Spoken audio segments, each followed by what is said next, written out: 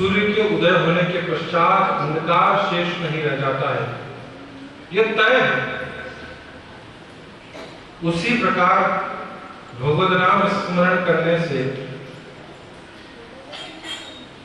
जानी अजान रटे नित राम रामचरण तिरे ही तिरे। जो नाव में बैठा है वो तो साफ पार होगा ही सही, अब उतराई देना न देना ये अपने ऊपर है। यह हमारा कर्तव्य है, यह हमारा फर्ज बनता है। लेकिन नाव में बैठने वाला व्यक्ति तो जो है वह भवसागर से पार होगा है। उसी प्रकार से महात्माओं ने कहा है कि राम नाम के लेते ही सर्व पाप कट जाए, जैसे रवि के उदय भय तिमिर अंधकार मिट जाए। जहां सूर्य का उदय होने के साथ ही जब तक सूर्य नहीं है तब तक उसकी अनुपस्थिति में दीपक, लाइट, ट्यूबलाइट, आप अनेक नाना प्रकार के कृत्रिम उपकरणों का उपयोग करके उसकी कमी को पूरी करते हैं। लेकिन सूर्योदय के साथ ही भले आप कितने ही लाखों करोड़ों बल्ब भी जला लो, लेकिन वो सूर्य के प्रकाश की बराबरी नहीं कर पाए। उसके बाद उनकी आवश्यकता कौन हो जाती है, कितना ही गहरा अंधेरा क्यों न हो। जिस अंधकार में आप अपना हाथ भी स्वयं नहीं देख पाए, ऐसे गहन अंधकार में को भी दूर करने के लिए सूर्य की एक रोशनी, एक किरण पर्याप्त है। उसी प्रकार से अंधकार तब तक है जब तक सूर्य का उदय ना हो, सूर्य उदय ना हो तब तक ही अंधकार का अस्तित्व है। उसी तरीके से जीवन के जीवात्मा के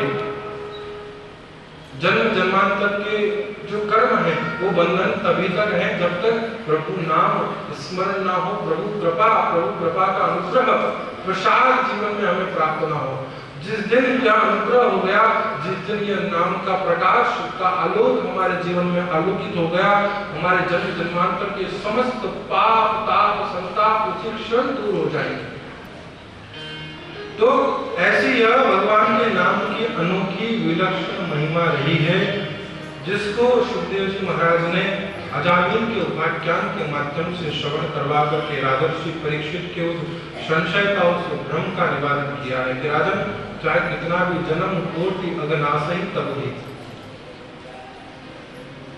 यहाँ तो क्षिप्रम भवति धर्मात्मा शाश्वत शांति निगच्छति कहा है गोविंद ने, कि जो मेरी शरण में आ जाए उसके समस्त पापों को मिटा करके मैं उसी समय उसे परम धर्मात्मा बना देता हूँ। क्षिप्रम अर्थात एक क्षण मात्र लगता है, बस एक क्षण भर लगता है उसे धर्मात्मा होने में, उसे भक्त होने में। लेकिन आवश्यकता है केवल लगने की, जुड़ने की, कनेक्ट होने की। जब तक आप उससे जुड़ेंगे नहीं, जब तक आप उससे कनेक्ट नहीं होंगे, तब तक आप वंचित रहेंगे। और जो वंचनाएं हैं वही जीवन को परेशान किया करती है, वही जीवन को जो है त्रास दिया करती है।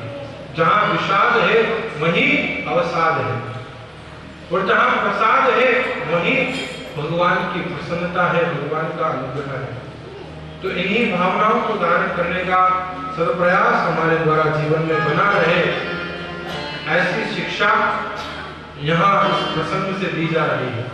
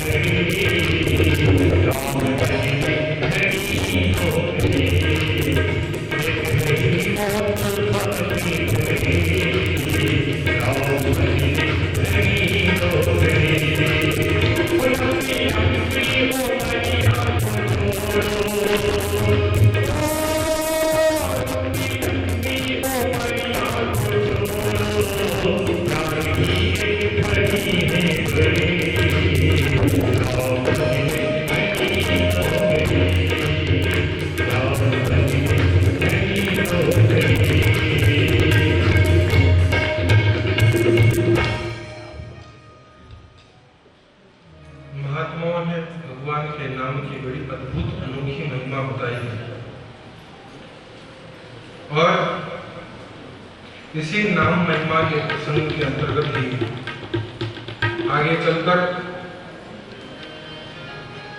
अन्य प्रसंग श्रवण करवाते हुए यमराज के द्वारा प्रभु नाम की महिमा का वर्णन यमदूतों के समक्ष किया गया और समझाया गया। कुछ स्थान बताए गए जहां पर जाना इन्हें वर्जित किया गया। जब यह यमदूत धर्मराज के दरबार में पहुंचकर के शिकायत करते हैं कि महाराज पापी भी रात वैकुंठ को जाने लगे हैं, तो आप तो अपनी जो है वही खाते या अपना काम काज सब छोड़ करके जंगल में जाओ, भजन करो, माला फेरो, रिटायरमेंट ले लो इस काम से। धर्मराज ने कहा भैया हुआ क्या है, इतना इतना क्यों विफल रहे हो। अपने मुद्गर अपने अस्त्र शस्त्र सब डाल करके वह रवाना होने लगे। यमदूत महाराज धर्म ने पूछा, यमदूतों ने कहा तो क्या करें, अचानक जैसा पापी भी जो है अब स्वर्ग जाने लगा है, ये तो भला हो पार्षदों का कुछ दया आगे होगी, छोड़ दिया नहीं तो वहीं आज गंदे पड़ते, मार पड़ती, मुंह काला करके आना पड़ता आपके पास। घटना का वर्णन पूछा कि हुआ क्या है, कि होना क्या था। उसने तो अपने बेटे को बुलाया था, वहां देवदूत क्या करने आ गए। धर्मराज ने कहा कि चाहे बेटा हो या बाप, नाम तो हमारे जगत पिता का है, नाम तो परमात्मा का है, परब्रह्म का है, ईश्वर का नाम लिया है। भले उसने भूल से लिया हो, भले उसने बेटा मान करके बेटे को पुकारा हो, लेकिन नाम तो परमात्मा का था। और भगवान का नाम जहाँ लिया जाए, जहाँ प्रभु नाम स्मरण किया जाता हो, जहाँ वेद पाठ किया जाता हो, जहाँ सदग्रंथों का स्वाध्याय किया जाता हो, जहाँ रामायण महाभारत भागवत इत्यादि ग्रंथों का वाचन होता हो, जहाँ भगवान के निमित्त एकादशी का व्रत, महात्म्य, कीर्तन, जागरण इत्यादि होते हो, जहाँ तुलसी का वृक्ष, तुलसी का पौधा जिस आंगन में सींचा जाता हो, उस तुलसी के पौधे के आंगन से युक्त जहाँ भगवान शालिग्राम की सेवा की जाती हो, ऐसे घरों में ऐसे मनुष्यों के पास भी भटकना तुम्हारे लिए हानिकारक हो सकता है। आज तो बच गए हो, लेकिन आइंदा तुम्हें मैं स्वयं भी उन दंड से, उन सजाओं से मुक्त नहीं करवा पाऊंगा। यदि आज के बाद तुम कभी इन स्थानों पर जाकर के हस्तक्षेप करते हो तो वहां पर सजा के भागीदार तुम स्वयं होंगे, उसके जिम्मेदार तुम स्वयं होंगे। तो जहां भगवान के नाम की उपासना की जाती हो, जहां भगवान के नाम का स्मरण किया जाता हो, जब भगवान की पूजा अर्चना की जाती हो, जहां श्री ठाकुर जी को भोग निवेदन किया जाता हो, जहां तुलसी के पौधे को सींचा जाता हो, जहां उसकी पूजा की जाती हो, जहां सदग्रंथों का वाचन होता हो, वहां पर यमदूता का जोर नहीं चलता है, वहां यमदूत आकर के अपना कोई प्रभाव नहीं दिखाते। ऐसी महिमा नाम की स्वयं धर्मराज ने यमदूतों को बताई है, समझाया है, ज्ञान देकर के उन्हें परमात्मा के प्रभु नाम की महिमा का वर्णन किया है। तदनंतर प्रसंग के साथ ही सुखदेव जी महाराज ने प्रजापति दक्ष का पुनर्जन्म जो प्रजाताओं के पुत्र के रूप में वापस उत्पन्न होते हैं मारीचा नाम की पत्नी से, और 11,000 हर्यश्व एवं सबलाश्व नाम की मानसी सृष्टि के द्वारा उन्होंने संतानें पैदा करी, जिनको नारद जी ने ज्ञान देकर के आत्मबोध करवा करके सन्यासी बना दिया। तो नारद जी के प्रति क्रोधित होते हुए दक्ष प्रजापति ने श्राप दे दिया, कह रहे नारद जी तुमने मेरे पूरे वंश को जो है सन्यासी बना दिया, महात्मा बना दिया, जाओ मैं तुम्हें श्राप देता हूं, तुम एक जगह पर कभी निवास नहीं कर पाओ। नारद जी ने कहा यह श्राप नहीं, मेरे लिए तो वरदान है। संत सुरसरी संत दास चले भजन की चाल, और जहां जहां सेरिया निसरे तहां तहां करे निहाल। नदी और महात्मा जहां भी जाएंगे वहां जाकर के वो अपने सत्संग से, अपने विचारों से जीवात्मा का कल्याण करने का ही कार्य करें। नदी जहां जाएगी वहां वह अपने प्रभाव से, अपनी उपस्थिति से जो है उस क्षेत्र को हरा भरा कर देगी, उस क्षेत्र को धन्य कर देगी, उस क्षेत्र को आबाद कर देगी। तो नारद जी ने कहा कि ये तो वरदान सिद्ध हुआ है मेरे अभिशाप की जगह। नारद जी ने उस अभिशाप को वरदान रूप मान करके स्वीकार किया। तदनंतर इनकी 7 कन्याएं हुई है। इन्हीं 7 कन्याओं के वंश से ये पूरी सृष्टि जो है बढ़ गई। आगे चलकर सुखदेव जी महाराज ने राजर्षि परीक्षित से कहा कि राजन, जीवन में गुरु की प्रसन्नता परम आवश्यक है। हरि उठे गुरु ठोर है और गुरु उठे नहीं ठोर। हरि रुष्टो गुरु प्राता गुरु रुष्टो न कश्चन। जीवन में सब कोई रुक जाए, लेकिन जिस दिन सदगुरु रुक गए उसके बाद आपके जीवन का कहीं कोई ठिकाना नहीं। कोई भी आपकी सार करने वाला नहीं, संभाल करने वाला नहीं, कोई आपकी रक्षा करने वाला नहीं। भगवान रुक जाए तो गुरु मना सकते हैं, लेकिन गुरु रुक जाए तो फिर परमात्मा के वहां पर भी उसका कोई ठिकाना नहीं, कोई आश्रय नहीं। और उदाहरण देते हुए प्रसंग आया देवराज इंद्र का, जो स्वर्गाधिपति है, लेकिन उस स्वर्गाधिपति ने एक दिन अभिमान में आकर के अपने गुरुदेव बृहस्पति का अपमान कर दिया। बृहस्पति जब सभा में आए तो उठकर के प्रणाम नहीं किया, उनका आदर सम्मान नहीं किया, जिसके कारण बृहस्पति वहां से वापस लौट गए। कहा भी गया है कि जहां पर आंखों में स्नेह ना हो, जहां पर बोली में आदर ना हो, प्रेम ना हो, आवभगत ना हो, वहां तो भले ही कंचन बरसे में तुलसी तहां में जाइए, कंचन बरसे में आव नहीं, आदर नहीं, और नहीं नयनन में नेह। बिना मान मनवार के तो साथ भले किसी धनी मानी का घर भी क्यों ना हो, नहीं जाना चाहिए। गुरुदेव बृहस्पति ने देखा कि अरे इंद्र को अपने पद का अभिमान आ गया है, और इस अभिमान में आकर के आज अपने गुरु का सम्मान, अपने गुरु का सत्कार करना भी भूल गया। बात आगे बढ़े उससे पूर्व अपना यहाँ से प्रस्थान कर जाना उचित है। गुरुदेव बृहस्पति वहां से चले गए, गुरु रुक गए, और बिना गुरु की उपस्थिति के कोई भी कार्य संपन्न करना, मार्गदर्शन प्राप्त करना देवताओं के लिए दुर्लभ हो गया। ब्रह्मा जी के पास पहुंचे, ब्रह्मा जी ने कहा तुमने गुरु अपराध किया है, लेकिन पुरोहित का पद खाली भी नहीं रहना चाहिए, इसलिए त्वष्टा ऋषि की संतान विश्वरूप को तुम जाकर के पुरोहित बनाओ। पिता तो ऋषि है, लेकिन माता जो है वह राक्षसी है। त्वष्टा ऋषि शुक्राचार्य की संतान है, और इनकी माता जो है वह राक्षसी है, तो उनके द्वारा उत्पन्न हुए विश्वरूप ब्राह्मण के तेज से युक्त होने के साथ साथ राक्षस वंश के भी जो है अधिकार को रखते हैं। आपने जाकर के निवेदन किया इंद्र आदि सभी देवताओं ने कि आप हमारे पुरोहित कार्य को स्वीकार करना। इन्होंने कहा साहब देखो, मैं पौराहित्य कर्म नहीं कर सकता, मैं अपना तेज में अपनी ऊर्जा इन सभी व्यर्थ कामों में व्यर्थ नहीं करना चाहता, नष्ट नहीं करना चाहता। समझाया गया, अनुनय विनय की गई, विश्वरूप को पुरोहित बना करके लाया गया। 3 मुख है, एक मुख से भविष्य ग्रहण करते हैं, दूसरे मुख से सुरापान करते हैं, एक मुख से सोमरस का पान करते हैं। 3 मुख वाले ये विश्वरूप को पुरोहित कर्म दिया गया, लेकिन यह जो देवताओं के निमित्त यज्ञ में आहुतियां दी जाती थी, उसमें चोरी चुपके एक मुख से जो है अपने भाइयों को भी बलवान करने के लिए आहुति दे दिया करते थे। 1000 मंत्र जहाँ देवताओं के लिए बोलते, उस 1000 मंत्र की बराबरी वाला एक ही मंत्र या देवताओं के लिए भी उसमें आहुति देते थे। एक तरफ 1000 मंत्र और एक तरफ उसके बराबर करने वाला एक मंत्र। इंद्र को जब इस बात का पता चला तो तुरंत उसने अपने शस्त्र से जो है इनका शिरच्छेदन कर दिया। ब्रह्म हत्या पीछे लगी, जिसका निवारण 3 भाग में किया गया। और तदनंतर बृहस्पति का क्रोध, बृहस्पति की नाराजगी और विश्वरूप के वध के कारण ब्रह्महत्या का दोष भी लगा।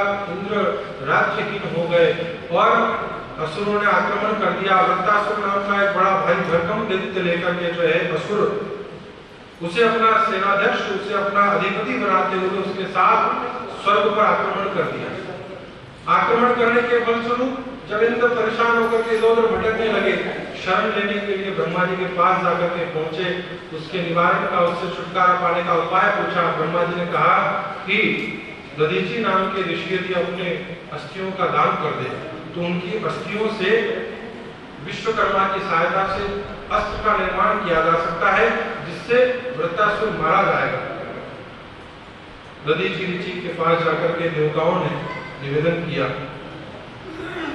प्राणी मात्र के कल्याण के लिए विश्व के प्रति सद्भावना को रखते हुए दधीचि ऋषि ने अपने अस्थियों का भी दान कर दिया और जिनकी अस्थियों को लेकर के विश्वकर्मा के द्वारा वज्र का निर्माण किया गया।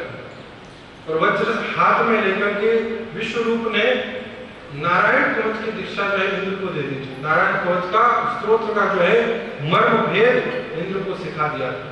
उस नारायण कवच से संरक्षित होते हुए इंद्र वज्र लेकर के वृत्तासुर के ऊपर आक्रमण करते थे। अपना अंतिम समय जानकर के पूरा बड़ा विकराल रूप बना करके इस वृत्तासुर ने हाथी समेत इंद्र को अपने मुख में उदरस्त कर लिया। लेकिन नारायण कवच के प्रभाव से इंद्र मृत्यु को प्राप्त नहीं हुए, उसके उदर को वज्र के द्वारा चीर करके बाहर वापस सुरक्षित बच करके निकल गए। वृत्तासुर मारा गया। देवताओं ने दुगुनी बाजी बजाने के लिए, लेकिन मरते समय इसकी बुद्धि, इसका चित्त भगवान के श्री चरणों में जाकर के विलीन हो गया। इसकी आत्मबुद्धि भगवान श्री वैकुंठ नारायण के चरणों में जाकर के लवलीन हो गई। तो महाराज परीक्षित ने पूछा, भगवान ये कैसी विचित्र लीला? एक राक्षस जिसका मन भगवान के चरणों में विलीन हो गया, जिसकी आत्मा जाकर के भगवान के श्री चरणों में समावेश हो गई, इसके पीछे क्या कारण है? सुखदेव जी महाराज ने कहा कि राजन, यह पूर्वजन्म का एक विश्वासु नाम का गंधर्व था और गंधर्व शरीर प्राप्त करके यह ऐसे दिव्य विमान के अंदर बैठ करके त्रिलोकी के अंदर जब चाहे वहां भ्रमण कर सकता था। ऐसे इसके पास शक्ति थी। उस दिव्य विमान में बैठ करके एक बार यह कैलाश के ऊपर से ऊपर की गुजर रहा था, तो देव सभा में विद्यमान भगवान श्री गौरी शंकर को देख करके इसके मन में दोष भाव जागृत हो गया। श्री महादेव मां जगतजननी भवानी को अपने अत्यंत समीप बिठा करके जो है देव सभा में विद्यमान थे। उनके उस स्वरूप को देख करके इसके मन में विकार आ गया कि देखो, यह जगत वंद्य है, जगत पूज्य है, लोग इन्हें जगत माता पिता कह करके पूजते हैं, लेकिन इन्हें थोड़ा सा भी लौकिक व्यवहार का, लोक मर्यादा का इतना सा ही बोध नहीं। इतने सारे ऋषि मुनि ब्रह्मा की देवता सभी इनकी सभा में विद्यमान है। सभी जानते हैं पति पत्नी है, लेकिन इस प्रकार से उसका पूर्णरूपेण सामने खुलासा करना, लोगों के सामने दिखाना, कहाँ का जो है बड़प्पन है, कहाँ की समझदारी है। तो भगवान तो अपशब्द कहने लगा। महादेव तो किसी भी प्रकार के कोई दोष से, किसी भी प्रकार के कोई वेर से, द्वेष से वो तो लिप्त है ही नहीं, त्रिगुणातीत है, सत्व रज तम तीनों गुणों से परे है। आपने तो कुछ कहा नहीं, लेकिन मां भवानी से वह कहे हुए वाक्य सहन नहीं हुए और कहा, रे मूढ़ मूर्ख, देवताओं में गुरुओं में समृत तू नहीं दोष गुसाई और रवि पावक सुर सरी की ना। जैसे सूर्य को और गंगा को किसी प्रकार का कोई दोष नहीं लगता है, चंद्रमा को कोई दोष नहीं लगता है, इसी प्रकार से सामर्थ्य मनुष्यों के ऊपर दोष देखना यह अपराध है, ये गलती है। तो हम तो पूरे जगत के माता पिता है, पर ऐसा होते हुए भी तुमने हमारे अंदर दोष देखा, विकार मन में लाया, यह बुद्धि तो केवल राक्षसों की हो सकती है। जाओ जाकर के राक्षस बन जाओ। असुर होने का अभिशाप दे दिया। उस शाप को भी स्वीकार करते हुए आपसे एक ही प्रार्थना करें कि मां, भले ही मैं असुर बन जाऊं, लेकिन मेरी बुद्धि भगवान के चरणों में ही लगी रहे। ऐसा आप वरदान दें। तो उसी का प्रभाव था। यह गंधर्व जो है वृत्तासुर नामक राक्षस बनकर के उत्पन्न हुआ और वरदान स्वरूप इसका अंतिम समय में ध्यान भगवान के चरणों में लगा रहा, जिसके फलस्वरूप इंद्र के वध करने के उपरांत भी, राक्षस होते हुए भी इसकी आत्मज्योति भगवान श्रीमन नारायण के चरणों में जाकर के विलीन हो गई। तो ऐसी यह भगवत भक्ति का प्रभाव महाराज परीक्षित को गर्भयोगी परमहंस वितराग सुखदेव जी महाराज श्रवण करवा रहे हैं। इन्हीं के वंश में जब देवताओं के द्वारा असुरों के ऊपर अत्यधिक कष्ट दिए जाने लगे, असुर इधर उधर मारे मारे भटकने फिरने लगे, तब इनकी माता ने जाकर के कश्यप ऋषि से प्रार्थना करी कि प्रभु आप कोई ऐसी संतान का वरदान मुझे दे जो इंद्र को हराने वाला, जो इंद्र का राज छीनने वाला और इंद्र का वध करने वाला। यहाँ ये भी मांग सकती थी कि साहब जो मेरे संतानों का, मेरे पुत्रों के दुखों का हरण करे, ऐसी आप संतान का जो वरदान ने, लेकिन मांगा क्या? अपनी ही सोतेली, अपनी ही सोत के बच्चों का वध करने का वरदान मांगा। ऐसी संतान हो जो मेरी सोत के बच्चे का, इंद्र का वध करे। किसी की हानि, किसी के प्रति द्वेष रखते हुए किया जाने वाला कार्य का परिणाम स्वयं के लिए हानिप्रद होता है। वही हुआ।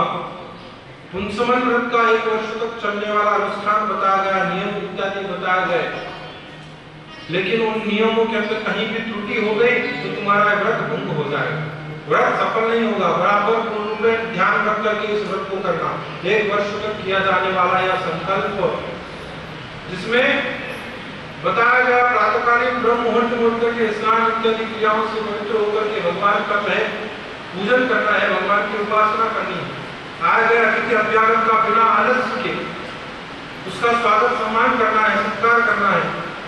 कभी अपने केश खुले नहीं रखने हैं, संध्या के समय भोजन नहीं करना है।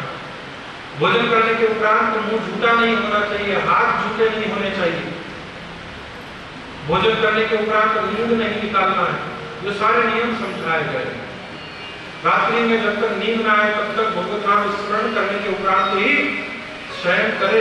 इन सारी बातों का ध्यान रखने की दिशा निर्देश दिए गए।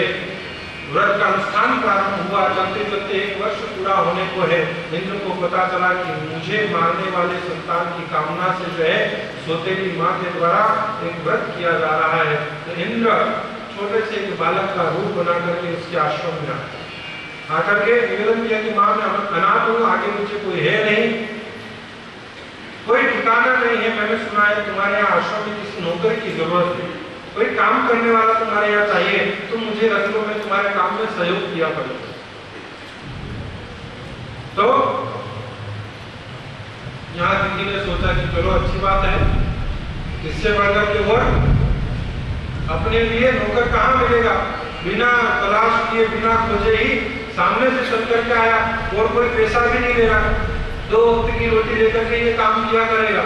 रख लिया आदित्य ने और वहां पर इंद्र उसके आश्रम में लेकर के सारा काम में उसका हाथ बटाने लगे। 1 वर्ष पूरा होने में केवल 1 दिन शेष है और उस बात की प्रसन्नता में यह थोड़ा आनंद अतिरेक में आकर के ध्यान नहीं रहा। संध्या का समय था, भोजन कर रही थी, हाथ झूठे थे, मुख झूठा था, प्रक्षालन नहीं किया और उसमें थोड़ी सी तंद्रा आ गई, आलस्य आ गया। आलस्य का भाव आया तो उसने वहां पर सहारा लेने के लिए जैसे ही अपने शरीर के पार्श्व भाग को दीवार से सटाया, बाल खुल गए और जंघाई के साथ में नींद लग गई।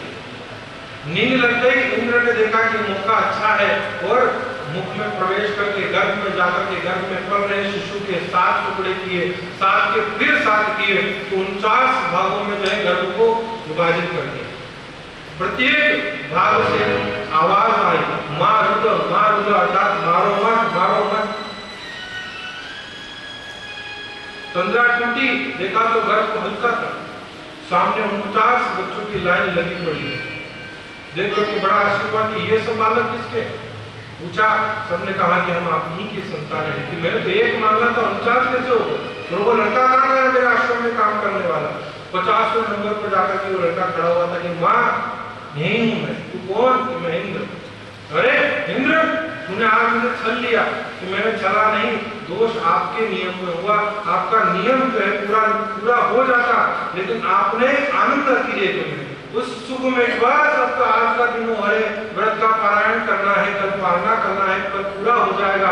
उस अतिरेक में आकर के आपने थोड़ी सी सावधानी में जो है ढील कर दी, कमी कर दी। और मैं तो मुक्ति की तलाश में बैठा हुआ था, मौका मिला, मैंने आपके उदर में प्रवेश किया और इस भाग के, इस गर्भ के 49 अंड कर दिए।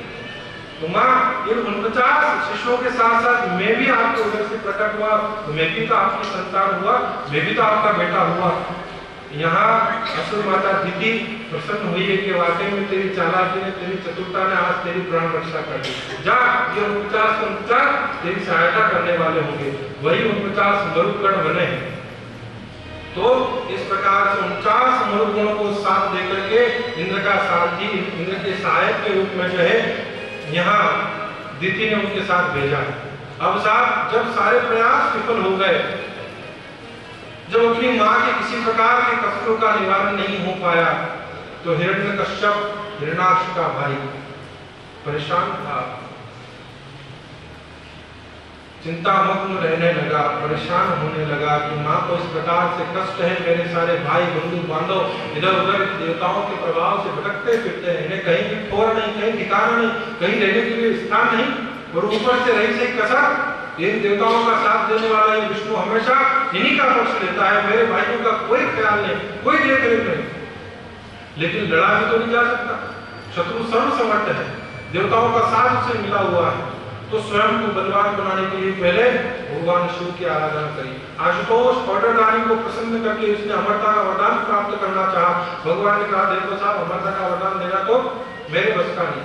ब्रह्मा जी को प्रसन्न करो, ब्रह्मा जी दे सकते हैं, क्योंकि सृष्टि करता वही है, सृष्टि का निर्माण करने वाले वही है, जो बनाता है वही बिगाड़ सकता है। मैं अमर होने का वरदान नहीं दे सकता। भगवान से शक्तियों को प्राप्त करके अतुलित बल पराक्रम प्राप्त करने के उपरांत इसने वापस ब्रह्मा जी की साधना प्रारंभ करी और ब्रह्मा जी को साधना से प्रसन्न करके पितामह ब्रह्मा से वरदान मांगा कि आप मुझे अमर होने का वरदान दें।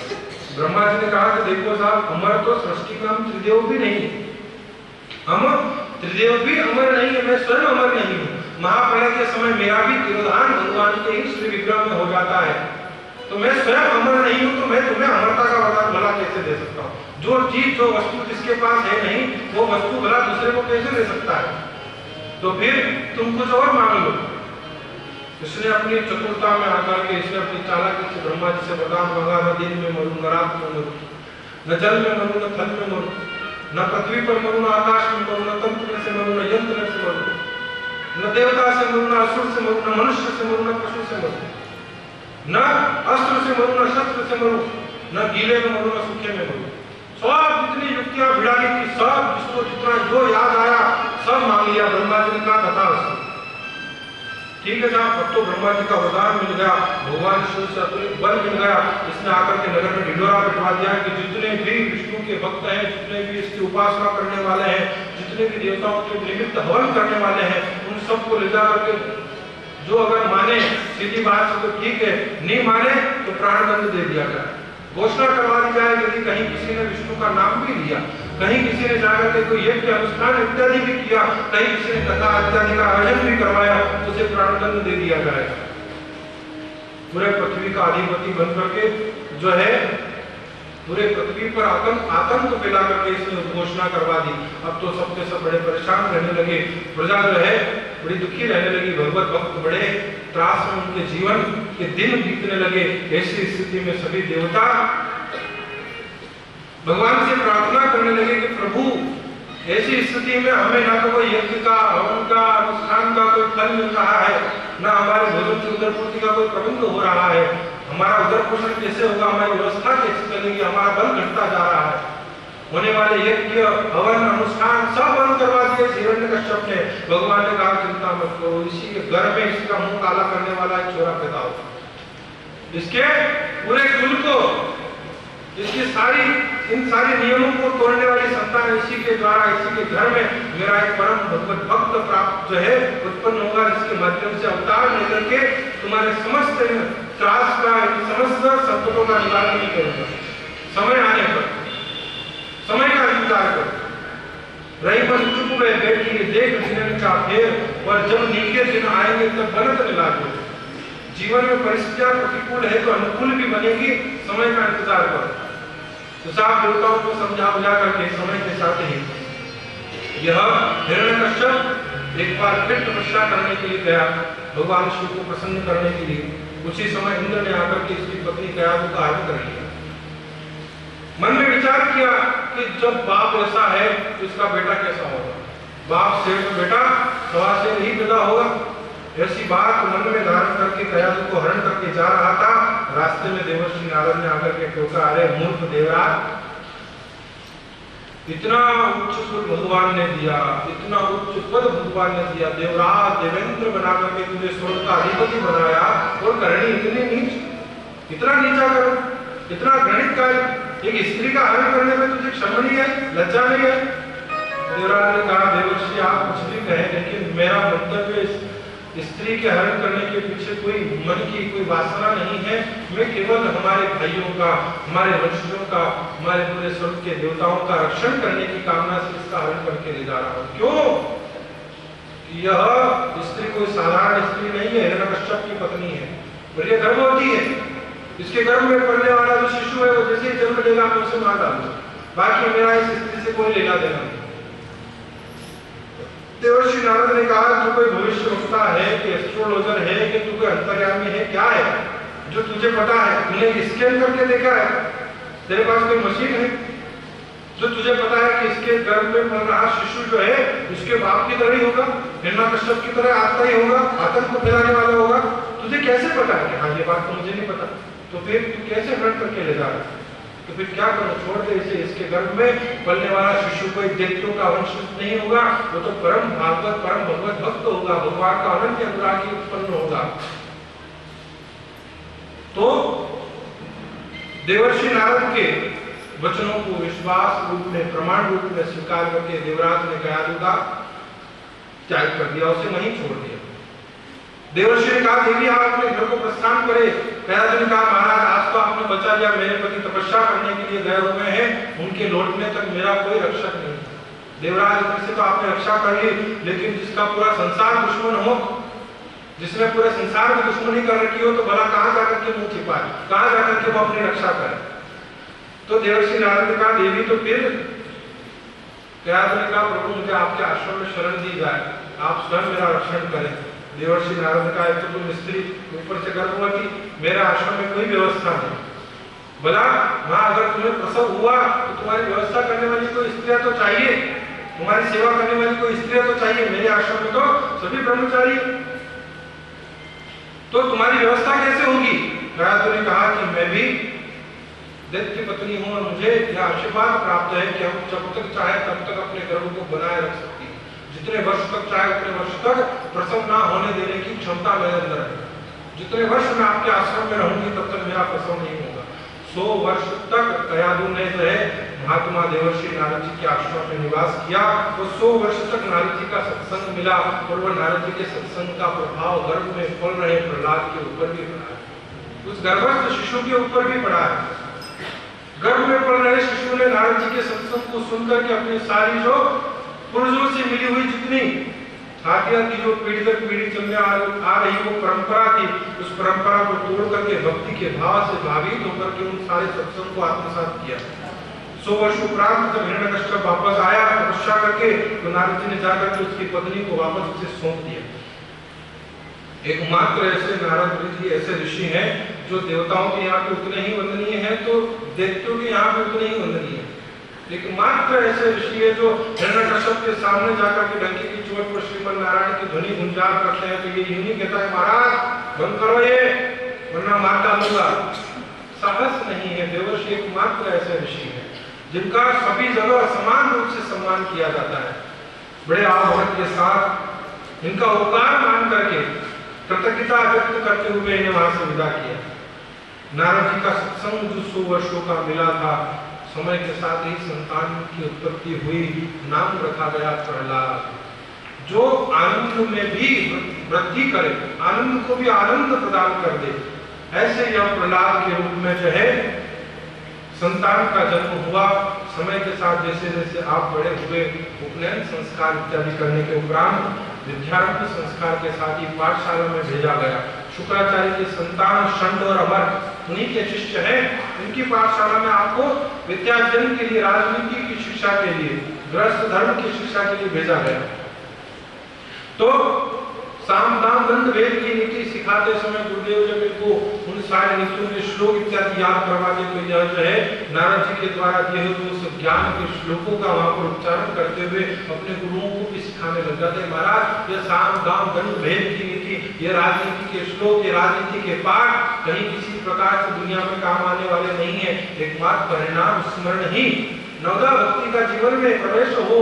श्रवणम कीर्तनम विष्णु स्मरणम पाद सेवनम अर्चनम वंदनम दास्यम सख्यम आत्मनिवेदनम, यह कहकर के प्रहलाद जी जो है अपने गुरुओं को भी सिखा।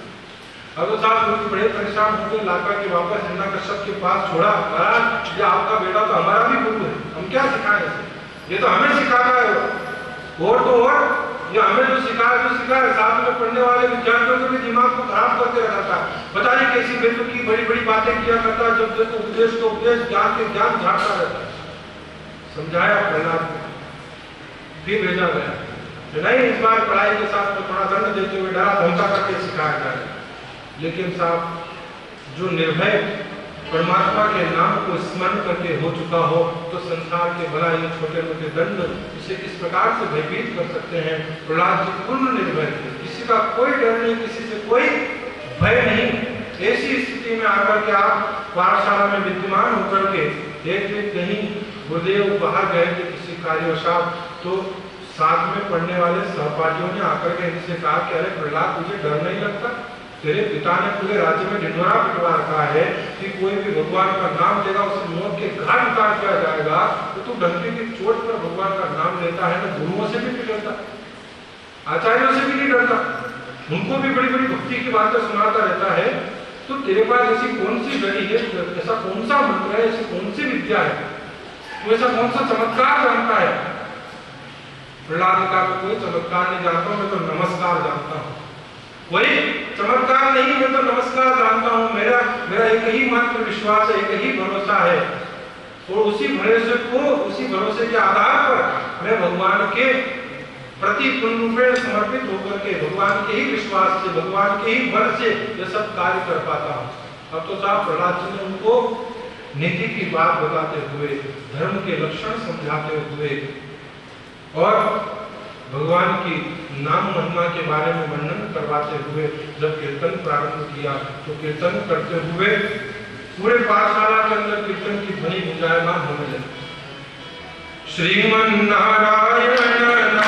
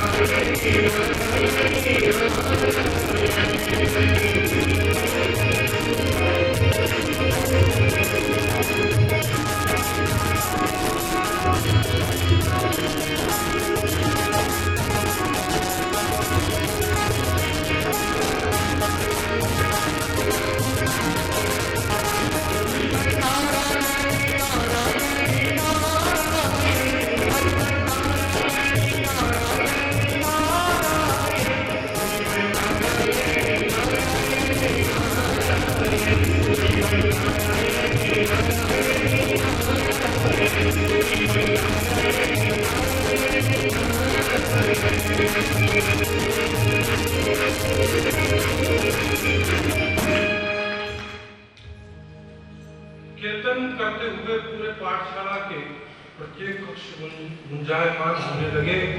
आचार्य को खबर चली, आकर के देखा तो सबके सब बच्चे झूम रहे, बीच में बैठे हुए प्रहलाद और चारों तरफ मंडली बना करके नाच रहे, गा रहे, झूम रहे। बड़े आश्चर्यचकित हुए कि अरे इसने सब ये करा कर पानी फेंक दिया, इतने वर्षों की हमारी साधना, इतने वर्षों का हमारा विद्या का यह अभ्यास, ये सब अभ्यास एक पल भर में कौन कर दिया? ऐसा कैसा जादू चला दिया ऐसे? अब साहब जिसको उठाने के लिए, जिसको जगाने के लिए प्रयास करे, जिसको चेताने का प्रयास करे, कोई भी हिलने के लिए तैयार नहीं, सब भगवान के ध्यान में कर ली। और तार कहां से जुड़ा हुआ था? प्रहलाद जी मध्य में केंद्र में बैठे हुए थे। प्रहलाद जी को जाकर के जैसे ही एक हाथ के स्पर्श से उठाने का प्रयास किया और गुरु जी ने जैसे ही हाथ लगाया तो भगवत ध्यान में लीन प्रहलाद जी की जो ऊर्जा थी, उस ऊर्जा का असर गुरु जी पर भी हुआ। हाथ लगाते गुरु जी भी बावले हुए, वो भी साथ साथ में कीर्तन करने लगे। अब तो साथ गोली चली, प्रहलाद जी खड़े हुए और पूरा प्रहलाद जी ने देखा कि आज इस भक्ति की धारा के अंदर पूरे नगर को सरबार कर देना चाहिए। आज इस भक्ति की धारा में, इस भक्ति की वर्षा में पूरे नगर को भिगो देना चाहिए। पाठशाला से जो है पूरा जुलूस, पूरा लवाजमा वहां से निकलता हुआ नगर के मुख्य मार्गों से होता हुआ गुजरता हुआ, जहां लोगों ने आज देखा कि जहां हिरण्यकश्यप का इतना आतंक होने के बावजूद भी नहीं की संतान आज इस प्रकार से भगवत नाम का उच्चारण कर रही है, आज प्रचार कर रही है, तो जो भय था, जो डर आतंक बना हुआ था, वो भक्तों का भय दूर हो गया और सबके सब उस समूह में, उस झुंड में शामिल हो गए। कोई ताल लेकर के, कोई मंजूरे लेकर के, कोई मृदंग लेकर के, कोई झपताल लेकर के, कोई ढोलक लेकर के, साथ में वादन करते हुए, नृत्य करते हुए, गाते हुए, झूमते हुए निकल पड़े। सबके सब झुंड के झुंड, टोलियां की टोलियां लेकर के हुई आ रही है और कीर्तन करते जा रहे हैं। और साथ के साथ पूरा का पूरा नगर का हुजूम जब चल पड़ा, देखते ही देखते चलते चलते चलते चलते पहुंचा यह समूह हिरण्यकश्यप के राजमहलों की चारदीवारी के समीप। दूर से आती हुई ध्वनि कोलाहल को सुनकर के हिरण्यकश्यप की नींद टूटी। मन में विचार किया कि ये कोलाहल, ये शोर शराबा, शोरगुल की आवाज कहां से आ रही है? जरा देखूं तो मन की अट्टालिकाओं से। जरोगों में आकर के देखा, ओ ये क्या? आगे आगे मेरा दुर्गा छोरा हाथ में खताल लिए बजाते हुए श्री कृष्ण गोविंद हरे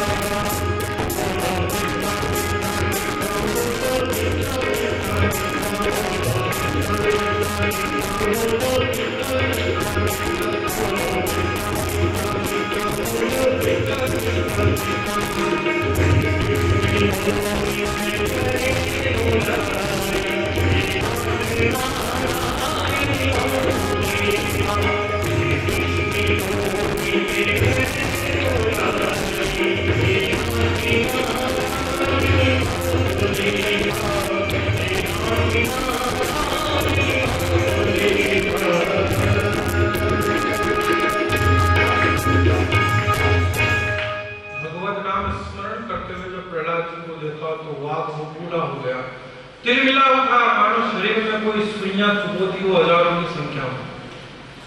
हड़बड़ाते हुए वहां से दौड़ता भागता हुआ सुइयां धम धम धम करते हुए उतरता हुआ आया और आकर के जो प्रहलाद जी के जोर से जो एक प्रहार किया। और जैसे हिरण्यकश्यप को देखा तो सबका सब जैसे करेक्शन करा, प्रहलाद जी आगे आगे, प्रहलाद जी का नाम स्मरण चल रहा था तब तक पूरा नगर पीछे था। जिसने भी स्पर्श किया एक दूसरे का सबको वो करंट लगा और सबके सब उस बहती हुई गंगा के साथ बोलिए। लेकिन यहाँ जाकर के जैसे बीच में से कटोप हुआ तो कटोप होकर के जैसे एक दूसरे का ध्यान आया कि कहाँ है वो हिरण्यकश्यप, वो भागो, सबके सब बात करके इधर को उधर छिप करके सब नदारत गायब, प्रहलाद जी को पकड़ करके ले गया अंदर। भांति भांति के त्रास देना प्रारंभ कर दिया, समझाने की कोशिश करी, समझ में नहीं आया। अंधकूप में डाला गया, सिंहों के सामने डाला गया, पागल हाथियों के पैरों तले कुछ जो है कुचलवाने का प्रयास किया गया। भयंकर विषयुक्त विषधरों के सामने, सर्पों के सामने डाला गया। कारागार में बंद करके भी अन्न पानी के बिना रखा गया। हर प्रकार से जल में डुबोने का प्रयास किया गया, लेकिन हर जगह भगवान ने रक्षा करी, हर जगह जाकर के भगवान ने इन्हें बचा लिया। और जब आखिरी में आकर के इसके सारे प्रयास विफल हो गए तो बुआ जी मिलने आई अपने भाई से। बुआ जी मिलने आई, भाई से देखा तो भाई साहब तो बड़े उदास, बड़े दुबला गए, स्थिति बड़ी जो है दयनीय। भाई साहब से पूछा, अरे भाई साहब क्या बात है, पहले से दुबले लग रहे हो, भाभी जी भोजन नहीं देती है ढंग से क्या? भाई साहब ने कहा, भाभी जी तो खूब खिलाया पिलाया, लेकिन छोरा ऐसा पैदा हुआ कि साहब पूरे कुल में माथे पर कलंक का टीका लगा दिया, पूरा मुंह काला कर दिया है पूरे राक्षस बिरादरी में मेरा। क्यों, ऐसा क्या हुआ, क्या कर दिया प्रहलाद ने भतीजे ने? अरे भतीजा मत कहो उसे, तुम्हारा भतीजा कहलाने लायक भी नहीं है। क्यों? अरे क्यों क्या, जब देखो तब नारायण नारायण विष्णु का स्मरण करता रहता है, मेरे शत्रु का, मेरे दुश्मन का नाम लेता रहता है। खाता मेरी है, बजाता उसकी, खाता मेरे घर की है और बजाता उसके घर की है। क्या हो गया? अरे मैंने इतने प्रयास कर लिए, इतनी कोशिशें कर ली, सब कुछ अपना लिया, सब कुछ करके देख लिया, डरा करके, धमका करके, साम दाम दंड भेद नीति के जितने पाठ मैंने पढ़े थे सब पाठ इसके ऊपर अप्लाई करके देख लिए, लेकिन इसको तो किसी बात को कोई फर्क ही नहीं पड़े। किसी चीज का कोई असर नहीं होता। पता नहीं ऐसी कौन सी विद्या जानता है, पता नहीं ऐसा कौन सा नाटक चेटर जानता है, पता नहीं ऐसा कौन सा जो है मोहिनी कर रखी है इसकी, और पूरे नगर के अंदर मेरा वर्चस्व खत्म कर दिया इसने। एक ही दिन में इतने साल की मेहनत इसने कुछ ही दिनों के अंदर जो है सब मेहनत पर पानी फेर के रख दिया। तो क्या हो गया, क्या करना चाहते हो? तो मैं चाहता हूँ कि ऐसी कपूत औलाद से तो औलाद नहीं होना बढ़िया, ये मर जाए तो अच्छा। तो फिर आपने कुछ किया नहीं? अरे मैंने जहर तक देकर के देख लिया, लेकिन पट्टा वो भी पचा गया, उससे भी कुछ नहीं हुआ, जहर का भी कोई असर नहीं हुआ इसके ऊपर। अच्छा भाई साहब आप कहो तो मैं आपकी इसमें इस काम में मदद कर सकती हूँ, पार्टनरशिप अपन दोनों कर ले, तू क्या करेगी इसे? अरे मैं क्या कर सकती हूँ आपको पता नहीं है, मैंने अग्नि में स्नान करने का वरदान पाया है भगवान विश्वम्भर से। भगवान शिव से वरदान प्राप्त किया है कि सारी दुनिया जहाँ एक और जल से स्नान करती है, वे वहां मैं अग्नि में स्नान करूँ। तो भगवान शिव का ऐसा वरदान है। हो अरे देवी तू क्या की? होलिका इतने दिन पहले तू क्यों नहीं, इतने दिन पहले कहाँ रह रही थी, पहले आना था तुझे। तो फिर कैसे किया जाए? आप इस साझेदारी को अपन पूरा कैसे करें? प्लानिंग तो बन गई, लेकिन उस प्लान को इंप्लीमेंट कैसे किया जाए? तो साहब ऐसा करो भाई साहब कि मैं प्रहलाद को लेकर, भतीजे को लेकर नगर घुमाने जाऊंगी। नगर घुमाते समय आप नगर के चौराहे पर बीच भरे बाजार में हाट चौक में जो है एक ऐसे सुंदर से मनोहारी आकर्षक मंच की व्यवस्था करवाए। मंच बनवाओ और मंच बनवाओ, उस मंच को जो है पूरी प्रकार से सुसज्जित किया जाए, लेकिन सजाने धजाने वाली जितनी भी सामग्रियां हैं सब ज्वलंत होनी चाहिए, जो तुरंत आग पकड़ ले। ज्वलनशील पदार्थों से उस मंच का निर्माण करवाओ। हो साहब ठीक है, बस आप ज्वलनशील पदार्थों से, लाल कपूर लकड़ियों से, ऐसी लकड़ियां उपयोग में लाई गई जो जल्दी आग पकड़े, हल्की। इन सब चीजों से जो है मंच को सुंदर सुसज्जित बना करके जो है तैयार कर दिया गया। होलिका अपने भतीजे प्रहलाद को लेकर के साथ में गई और जाकर के प्रहलाद से कहा, प्रहलाद चलो अपन नगर देखने चलते हैं, आज नगर भ्रमण करके आते हैं, तुम्हें कुछ शॉपिंग कराऊंगी, तुम्हें कुछ खरीदारी करवाऊंगी। प्रहलाद ने कहा हाँ हाँ पिताजी सही बात है, पिताजी तो घर से बाहर भी निकलने नहीं देते। अच्छा हुआ था आप आ गए, चलो अपन दोनों साथ में चलते हैं। प्रहलाद को साथ में लेकर के होलिका निकली साथ और नगर भ्रमण करवाते हुए जब उस चौराहे पर पहुंची, चौराहे को देख करके बने हुए मंच को इशारा करके प्रहलाद से कहा, देखो प्रहलाद कितना सुंदर मंच है, इस मंच से अगर अपन ऊपर चढ़ करके देखें तो पूरा बाजार एक ही जगह खड़े खड़े अपन देख पाएंगे, एक ही जगह खड़े खड़े पूरे बाजार का अवलोकन कर सकते हैं। चलो इसके ऊपर चढ़ करके बैठ करके बाजार का दृश्य निहारे, बाजार के दृश्य को देखे। प्रहलाद जी का हो बात, चलो अब साहब बुआ जी लेकर के मंच पर चढ़ी और प्रहलाद को अपनी गोद में सहलाते हुए बिठाते हुए उसे बड़ा दुलार करते हुए प्यार करते हुए जो है गोद में लेकर के बैठ गई। इशारा मिला और आग लगा दी गई। आग लगी तो साहब सब लोग घबराए, अरे बचाओ अरे बचाओ अरे बचाओ अरे बचाओ, आग लग गई आग लग गई आग लग गई आग लग गई। लेकिन पास में जाने की किसी की हिम्मत नहीं, क्योंकि जितने भी पदार्थ उपयोग में लिए गए सब अत्यंत ज्वलनशील, उस ताप को सहन करने की क्षमता किसी के अंदर थी नहीं। प्रहलाद तो सहज भाव में बहुत ध्यान में लीन हो गए, स्मरण करने लगे भगवान श्री गोविंद का, मनी मन स्मरण करते हुए उस आग की लपटों से घिरे हुए प्रहलाद को देखकर भक्तों के मन में करुणा जागी और सभी अंतः मन में अंतःकरण में भगवान से प्रार्थना करने लगे।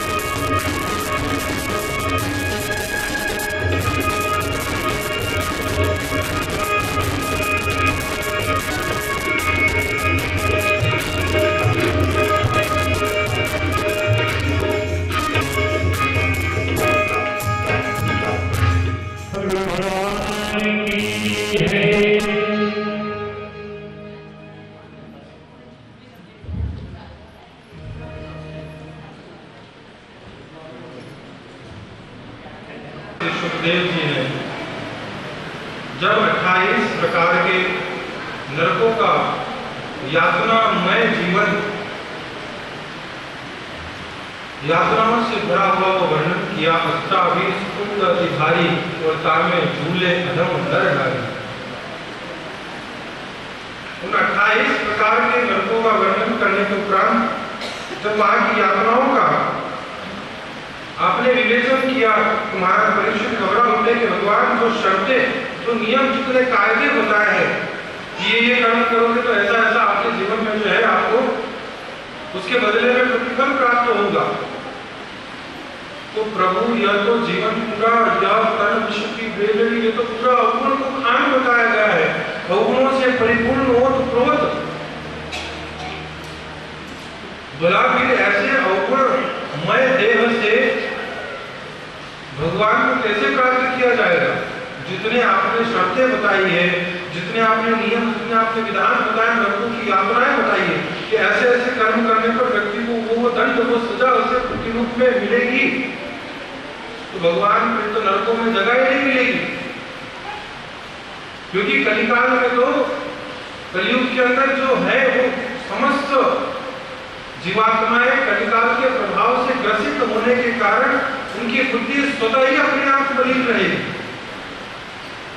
धर्म के प्रति आस्था, सेवा, समर्पण, सहयोग की भावना, आदर, सम्मान, बड़ों का आज्ञा पालन का भाव, सत्संग के प्रति मन में रुचि, भगवान के प्रति श्रद्धा, साधु संतों के प्रति निष्ठा का भाव तो वैसे ही कम हो जाएगा। ऐसी स्थिति में नरकों से छूटेगा कौन? नरक की यातनाओं से बचा कौन रहेगा? स्वर्ग तो खाली हो जाएंगे।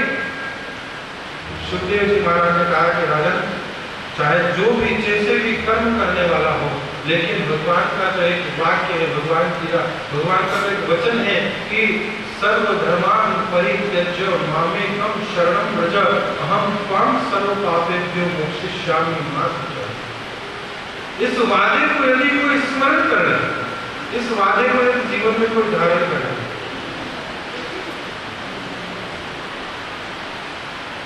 तो यस्या स्मरण मात्रेण जन्म बंधनात् विमुच्यते। विष्णु सहस्त्र नाम की पंक्तियों में जिसका स्मरण करने मात्र से ही जो जन्म जन्मांतर के कोटि करोड़ों अनेक जन्मों के कर्मों का तुरंत उसी समय शमन कर देता है, जिसकी कृपा रूपी अग्नि समस्त कर्मों को जलाने के लिए प्रचंड है, दावानल के समान है।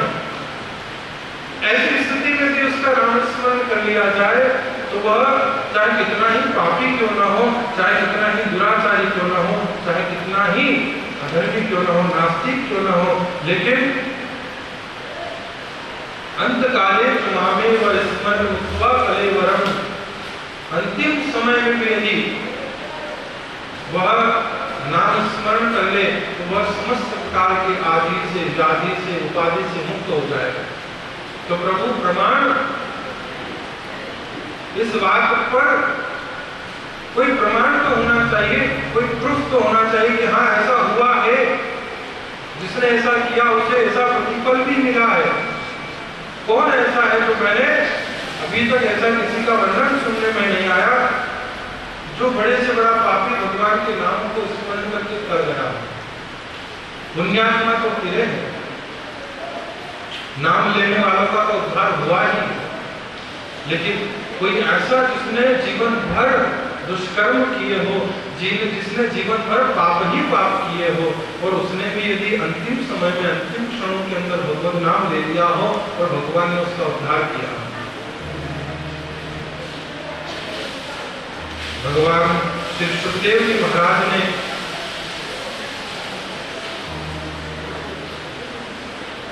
एक ब्राह्मण की कथा सुनाते हुए, जिसका नाम था अजामी, आप हम सभी जानते हैं।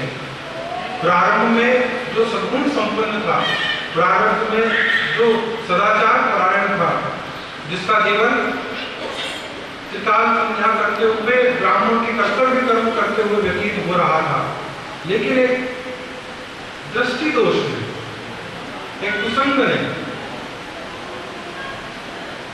उसके पूरे जीवन की धारा को बदल करके रखती है। रूप के ऊपर आसक्त होकर के वो अपने परिवार को, अपने विचार को, अपने व्यवहार को बदल करके उसे उसका त्याग करके और केवल उस एक स्त्री के प्रति आसक्त तो उसके मोह में ग्रस्त होकर के अपना जीवन व्यतीत करने लगे। और एक कुसंग जहां जीवन में आया, एक संगदोष जीवन में आया, जिसका परिणाम यह हुआ कि जिंदगी भर की सारी पुण्याई सब सत्कर्म क्षीण हो गए। जहां पहले धर्म प्रवीण था वहां पाप प्रवीण हो गया, अधर्म में पारंगत हो गया, हर प्रकार के कुसंग को, हर प्रकार के दोष को अपने जीवन में अपना लिया। शिकार, मद्य मांस का सेवन, वेश्यागामी बन गया, चोरी करने लगा। लेकिन कहा जाता है ना कि अगर जैसा कर्म किया हो उसका फल कभी न कभी आज नहीं तो कल आकर के जीवन में मिलता ही है। तो शायद पूर्व अभ्यास के द्वारा अपने ब्राह्मणत्व के अंतर जीवन व्यतीत करते समय जो त्रिकाल संध्या इत्यादि का नियम था, जो भगवत भजन अनुष्ठान साधना उपासना का एक नियम था, उस उपासना के ही फलस्वरूप एक दिन जीवन में किन्हीं महात्माओं का नगर में आगमन हुआ। और महात्माओं ने अपने सरल हृदय सौम्य भाव से लोगों से पूछा कि इस नगर में कहीं कोई संतों की आओ भगत, संतों का स्वागत सम्मान, उन्हें ठहराने की व्यवस्था देने वाला कोई भगवत भक्त निवास करता है क्या? कोई ऐसा ब्राह्मण का शरीर नहीं है क्या? लोगों ने देखा कि संत भोले वाले हैं, मजाक कर दी, बता दिया अजामिल का घर की महाराज फलानी जगह नगर के अंदर एक बहुत बड़ा साधु महात्माओं का भक्त रहता है, नाम है अजामिल, आप उसके घर चले जाओ, आपकी सारी व्यवस्था हो जाएगी। संतों के साथ किए हुए उपहास ने इस अजामिल के आज उन पुण्यों का, उन प्रारब्ध के संचित कर्मों का उनके उदय हुआ और उसके उदय होने के फलस्वरूप महात्मा इसके द्वार पर पहुंचे। घर पर ये था नहीं, पत्नी थी। पत्नी ने आकर के महात्माओं को देखा तो आज स्वयं को धन्य माना है कि मेरे द्वार पर आज तक संसार अपनी ऐशनाएं लेकर के, आज तक संसार अपनी वासनाएं लेकर के अपनी वासनाओं की पूर्ति करने के लिए आता रहा, लेकिन आज मेरे कुछ पुण्य उदय हुए हैं जिसके फलस्वरूप आज उन संताप का हरण करने वाले साधुओं का, महात्माओं का आगमन हुआ है। प्रसन्न होकर के उनका स्वागत सम्मान करना चाहा। परिचय जब हुआ, महात्मा देखते ही पहचान गए कि लोगों ने हमारे साथ में उपवास किया, विनोद किया और हमें गलत जगह का पता देकर के भेज दिया। लेकिन जब इस स्त्री ने अनुनय विनय करके महात्मा से कहा कि महाराज पुण्य पुंज बिन मिल ही न संता, बिना पुण्यों के उदय होने के अलावा किसी संत का समागम जीवन में नहीं हो सकता, और आज तीर्थ रूपी स्वयं यह संत समाज चल करके मेरे घर आया है तो कुछ तो पुण्य मेरे होंगे, तब आप जैसे संतों का आगमन मेरे घर पर हुआ है। आप पहले उन्हीं पुण्यों की दुहाई धारण करें और कृपा करके मेरा उद्धार करें, मेरे पति का उद्धार करें, मेरे पति को सन्मान दिखाएं। महात्माओं ने जाना चाहा लेकिन इसके अनुनय विनय को ठुकरा न पाए। ये जानती थी कि अजामिल जब आएगा, शिकार खेलने गया है, रोज की भांति वह रक्त से सना हुआ शरीर, अपवित्र काया, अशौच अवस्था के अंदर ही घर में आ गया और महात्माओं ने यदि कहीं उसे उसी अवस्था में देख लिया तो ये तुरंत घर छोड़ करके चले जाए।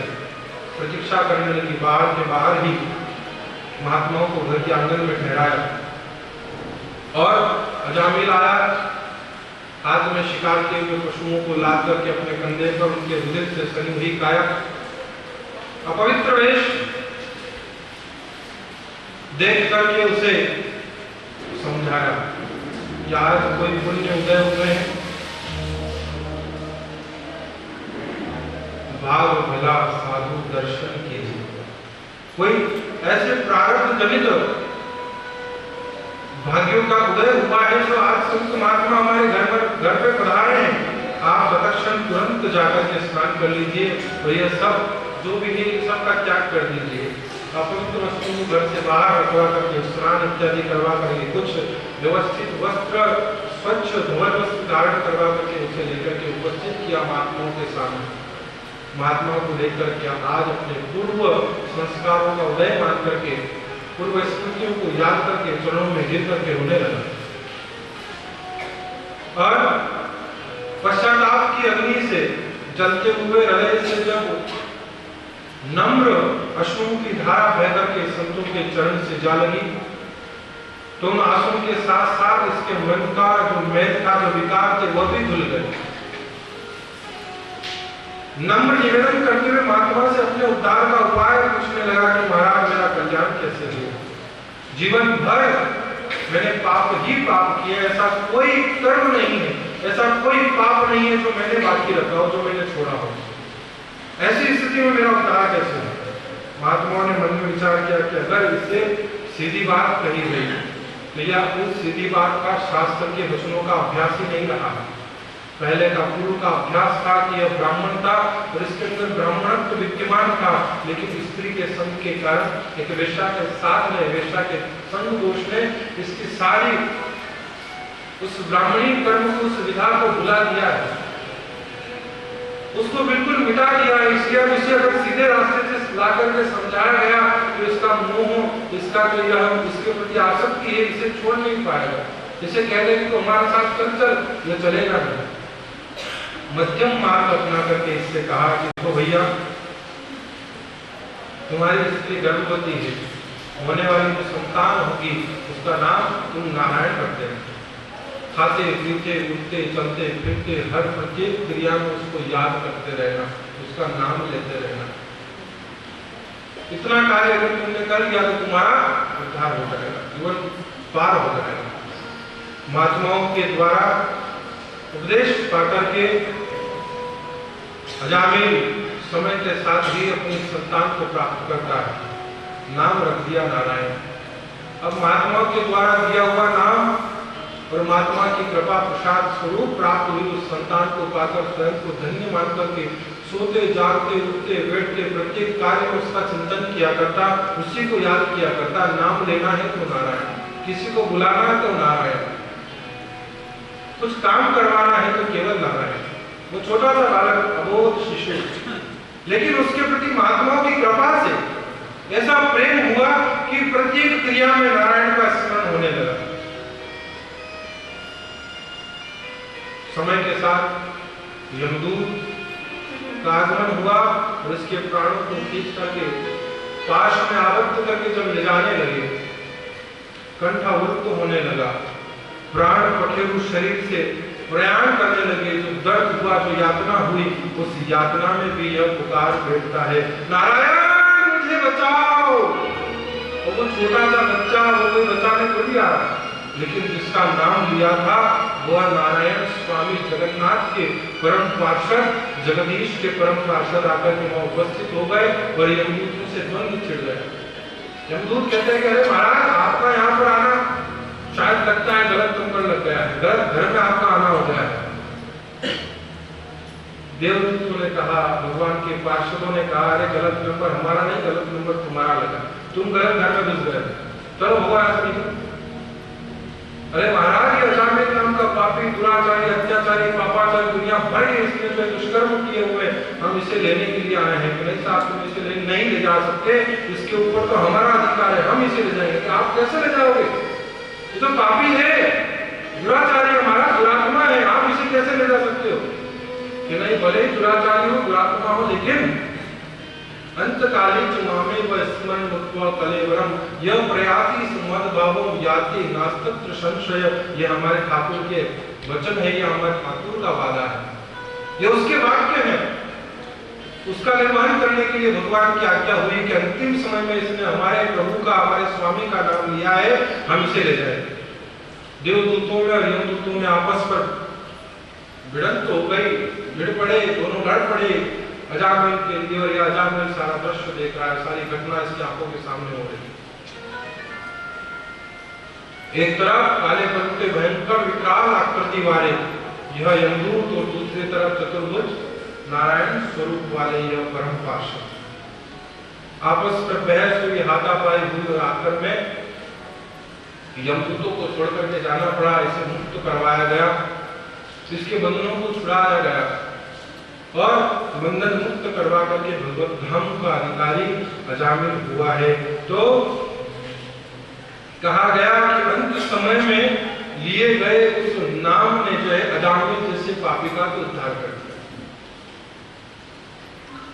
तो सुखदेव जी महाराज ने राजर्षि परीक्षित से कहा कि राजन, जो इस प्रकार से भावना अगर जीवन में एक बार धारण करे, जो ऐसा भाव अपने जीवन में एक बार ले आए, तो यस्य स्मरण मात्रेण संसार बंधनात् विमुच्यते। विष्णु सहस्त्र नाम के अंतर्गत स्वयं श्री भगवान वेदव्यास ने यह वाक्य वो किसी से नहीं, साक्षात विष्णु पितामह से कहलवाया है। विष्णु पितामह के शब्द है कि विमुच्यते नमस्तस्यै विष्णुवे प्रभु विष्णुवे, जिसका नाम स्मरण करने मात्र से ही व्यक्ति के जन्म संसार बंधन, जन्म जन्मांतर के समस्त बंधन छूट जाते हैं। तो तुलसी जी कहते हैं कि भाव भाव अनंत आलस हो और नाम जपत मंगल किसी दशो। जो समस्त मंगलों को करने वाला है, समस्त अमंगलों का हरण करने वाला है और जिसका नाम स्मरण स्वयं साक्षात त्रिपुरारी भगवान आशुतोष वरदानी शंकर महादेव किया करते हैं। तो जब अनजान में, जब भूल में, बोध ना होने पर भी नाम लेने का इतना प्रभाव बताया है, तो जो प्रेम से, तन्मयता से, तल्लीनता से अगर नाम लेंगे तो उनका कितना अप्रतिम अलौकिक प्रभाव होगा। महात्मा ने इसीलिए कहा है कि राम भजो राम भजो राम भजो प्राणिया,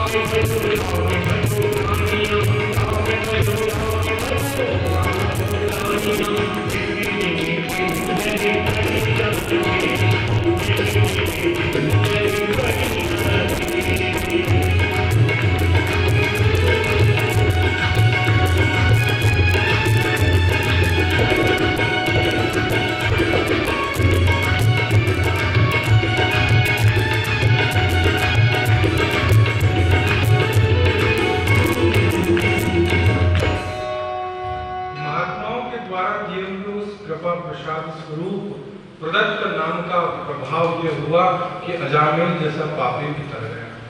तो जिस प्रकार से सूर्य के उदय होने के पश्चात अंधकार शेष नहीं रह जाता है, यह तय है, उसी प्रकार भगवद नाम स्मरण करने से जानी अजान रटे नित राम रामचरण तिरे ही तिरे।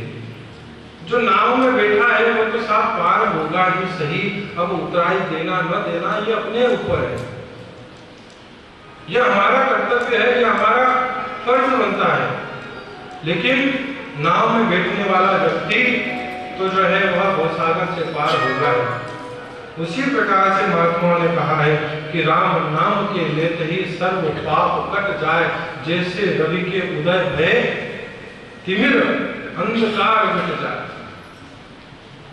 जहां सूर्य का उदय होने के साथ ही, जब तक सूर्य नहीं है तब तक उसकी अनुपस्थिति में दीपक, लाइट, ट्यूबलाइट आप अनेक नाना प्रकार के कृत्रिम उपकरणों का उपयोग करके उसकी कमी को पूरी करते हैं। लेकिन सूर्योदय के साथ ही भले ही आप कितने ही लाखों करोड़ों बल्ब भी जला लो, लेकिन वो सूर्य के प्रकाश की बराबरी नहीं कर पाए। उसके बाद उनकी आवश्यकता कौन हो जाती है, कितना ही गहरा अंधेरा क्यों न हो। जिस अंधकार में आप अपना हाथ भी स्वयं नहीं देख पाए, ऐसे गहन अंधकार में को भी दूर करने के लिए सूर्य की एक रोशनी, एक किरण पर्याप्त है। उसी प्रकार से अंधकार तब तक है जब तक सूर्य का उदय ना हो। सूर्य उदय ना हो तब तक ही अंधकार का अस्तित्व है। उसी तरीके से जीवात्मा के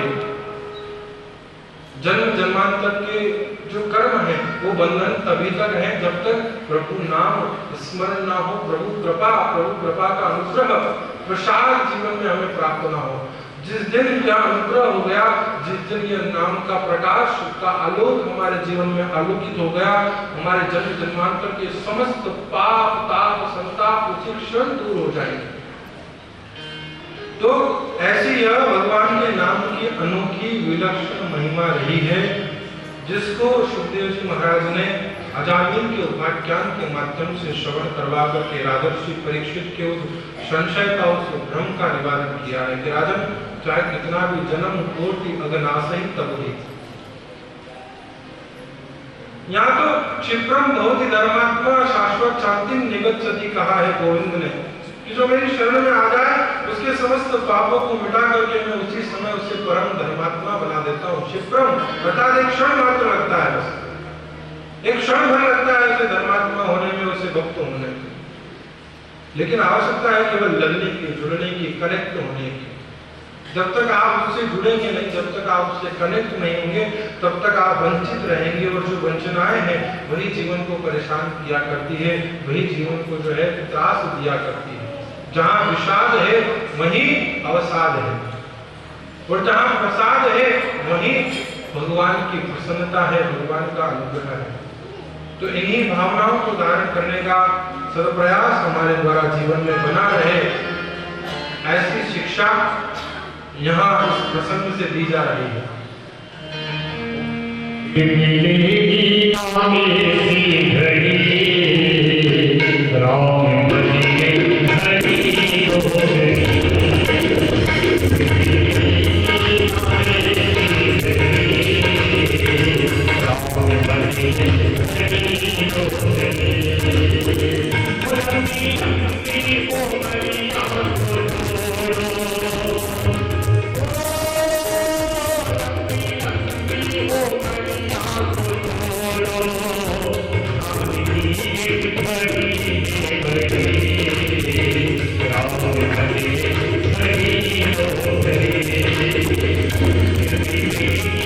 Hare